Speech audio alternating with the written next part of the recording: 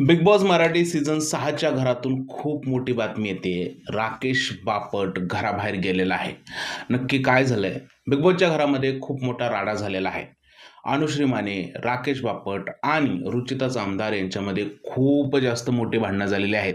हा वाद जो आहे तो बेडमुळे झालेला आहे. या भांडणामध्ये रुचिता जी आहे ती राकेश बापटला नाही, नाही तसं बोललेली आहे आणि राकेश बापटला ही गोष्ट आवडलेली नाही आहे. राकेश बापटचं असं म्हणणं आहे, की माझ्या 25 वर्षाच्या करिअरमध्ये मला असं कोणी बोललं नाही आहे आणि तू मला असं बोलते हे योग्य नाही आहे. पण रुचिता जामदार ऐकणार थोडी होती.